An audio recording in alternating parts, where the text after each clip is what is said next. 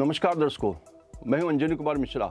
आवाज इंडिया में आपका स्वागत है। राहुल गांधी पर एफआईआर दर्ज। लोकसभा में नेता प्रतिपक्ष और कांग्रेस सांसद राहुल गांधी पर संसद परिसर में गुरुवार को सांसदों के साथ धक्का मुक्की करने के आरोप लगे हैं। इस घटना में भाजपा के दो सांसदों प्रताप चंद्र सारंगी और मुकेश राजपूत घायल हो गए हैं। दोनों सांसदों को अस्पताल में भर्ती कराया गया है। इस घटना के बाद भाजपा नेताओं ने पार्लियामेंट थाने में राहुल गांधी के खिलाफ शिकायत दर्ज कराई थी। अब दिल्ली पुलिस ने शिकायत के आधार पर राहुल गांधी के खिलाफ एफआईआर दर्ज किया। राहुल गांधी के खिलाफ दर्ज एफआईआर में मिली जानकारी के अनुसार दिल्ली पुलिस राहुल गांधी के खिलाफ हत्या के प्रयास बीएनएस की धारा 109 के तहत मुकदमा नहीं दर्ज करेगी। राहुल गांधी के खिलाफ बीएनएस के सेक्शन 117, 125, 131, 3/5 के तहत एफआईआर दर्ज हुआ है।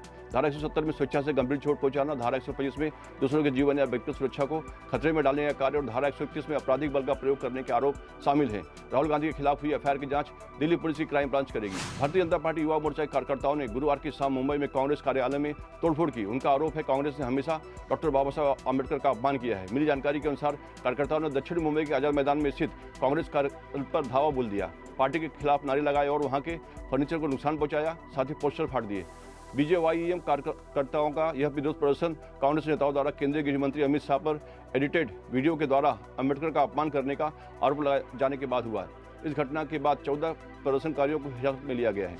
महीने के अंत तक लाड़की बहनों को मिलेगी किस्त, कई योजनाएं बंद नहीं होगी। महाराष्ट्र के मुख्यमंत्री देवेंद्र फडणवीस ने नागपुर विधानसभा सत्र में राज्यपाल के अभिभाषण पर आयोजित चर्चा के दौरान महाराष्ट्र की जनता से वादा किया कि पिछली महायुति सरकार के दौरान शुरू की गई कोई भी योजना बंद नहीं होगी। लाड़की बहन योजना के तहत दिसंबर महीने की किस्त जल्द ही लाभार्थियों के खाते में जमा हो जाएगी। हाईकोर्ट से शिवसेना यूपीडी के नेता अमोल कीर्तिकर को झटका लगा है। कोर्ट ने मुंबई उत्तर पश्चिम सीट पर लोकसभा चुनाव में शिवसेना के रविंद्र वायकर की जीत को चुनौती देने वाली उनकी याचिका खारिज कर दी है। कीर्तिकर ने याचिका में अनुरोध किया था कि वायकर की जीत को अमान्य घोषित किया जाए और इसे रद्द किया जाए। इसके साथ ही उन्होंने खुद को उत्तर पश्चिम सीट से विजेता घोषित करने की मांग की थी। जस्टिस संदीप मर्डे की एकल पीठ ने कीर्तिकर की याचिका को खारिज किया। उद्धव ठाकरे गुट के नेता कीर्तिकर ने अपनी याचिका में दावा किया था कि मतगणना के दिन उन्हें दोबारा मतगणना की मांग थी, क्योंकि उन्हें मतगणना में कुछ गड़बड़ी का शक था। वायकर इस लोकसभा सीट पर महज 48 मतों के अंतर से वायकर से चुनाव हार गए थे। महाराष्ट्र की पहली टाउनशिप एंड फॉरेस्ट गार्ड बनी वसावे।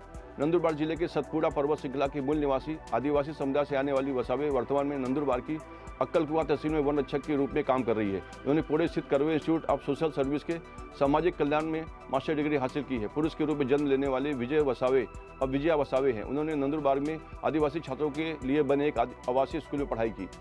जम्मू कश्मीर के कुलगांव में गुरुवार तड़के सुरक्षा बलों और आतंकियों के बीच मुठभेड़ शुरू हो गई। सेना के जवानों ने मुठभेड़ में 5 आतंकियों को मार गिराया। सेना के अधिकारियों ने पुष्टि करते हुए कहा कि 5 आतंकी ढेर हो गए हैं।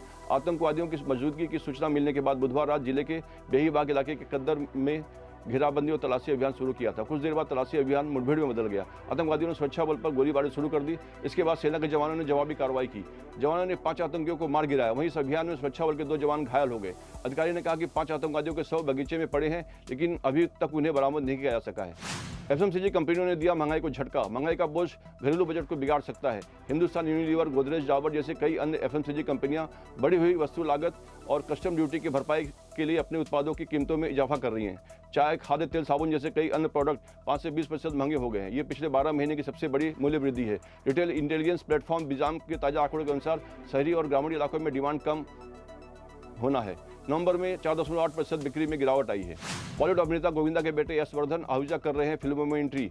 उनकी पहली मूवी लव स्टोरी या बॉलीवुड को एक नया हीरो नंबर 1 मिलने जा रहा है। गोविंदा ने फिल्म इंडस्ट्री को एक से बढ़कर एक फिल्में दी हैं। उनकी फिल्मों की बात अलग ही होती है और अब उनके बेटे हर्षवर्धन आहूजा बॉलीवुड में डेब्यू कर रहे हैं। 2025 में उनके बेटे यशवर्धन आहूजा सिल्वर स्क्रीन पर अपना एक्टिंग डेब्यू करने वाले हैं और इस तरह वे अपने पिता की विरासत को आगे बढ़ाएंगे। सूत्रों के मुताबिक यशवर्धन आहूजा अपनी एक्टिंग की शुरुआत हिंदी फिल्म इंडस्ट्री में national award winning director Sai rice की आने वाली फिल्म से करने जा रहे हैं। यह फिल्म एक खास लव स्टोरी होगी।